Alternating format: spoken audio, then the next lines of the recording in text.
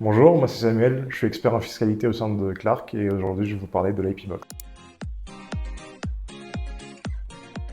Qu'est-ce que l'IP Box? L'IP Box est un dispositif fiscal qui va permettre de réduire le taux d'imposition d'une entreprise pour ses revenus de propriété intellectuelle. Qui est éligible à l'IP Box? Toute société qui va générer des revenus de propriété intellectuelle, il faudra bien entendu qu'elle fasse suffisamment de bénéfices et qu'elle ait un résultat imposable pour bénéficier du dispositif vu qu'il s'agit d'une réduction d'impôt. Tu parles de revenus éligibles à l'IP Box, à ce dispositif-là. Qu'est-ce qui est éligible en fait à l'IP Box? Tout revenu de propriété intellectuelle, donc les redevances qui vont par exemple être issues de brevets, de logiciels protégés par droit d'auteur, à titre d'exemple. Est-ce que tu peux caractériser ce que c'est un actif de propriété intellectuelle? La définition de l'actif de propriété intellectuelle, elle est assez large. On connaît bien entendu tous le brevet, mais ça ne se limite pas à ça et je vous invite du coup à rentrer en contact avec nous pour connaître les différentes solutions pour caractériser et définir un actif de propriété intellectuelle. Que faut-il mettre en avant dans un dossier de justificatif pour l'IP Box? Sur l'aspect financier, ce qu'il va falloir justifier, ce sera évidemment l'intégralité des calculs, donc les revenus imposables au taux réduit, les dépenses de R&D qui sont déclarées, mais aussi du coup le ratio Nexus bien entendu. Et sur l'aspect technique, il faudra aussi justifier du coup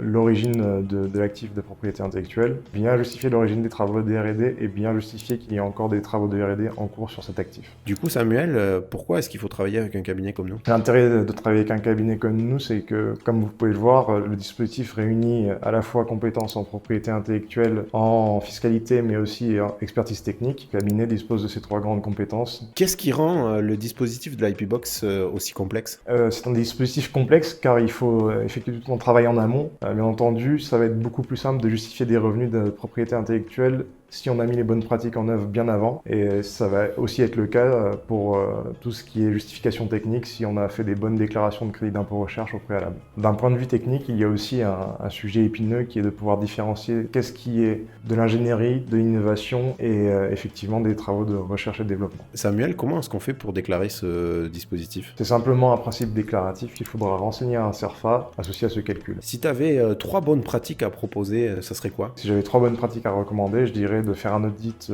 de ces actifs de propriété intellectuelle pour savoir quel actif pourrait rentrer dans le cadre de l'IP Box. Deuxièmement, je dirais d'avoir de préparer un modèle d'affaires qui soit conforme aux attentes de l'IP Box, notamment avec des bons de commande et des contrats qui permettent de bien identifier les redevances perçues grâce à cet actif. 3. De bien matérialiser les travaux de R&D et de bien répondre aux attentes du ministère de l'Enseignement supérieur et de la Recherche et de son guide notamment. Pour en savoir plus ou pour avoir la totalité des informations liées à l'IP Box, je vous invite à vous rapprocher auprès d'un expert Clark.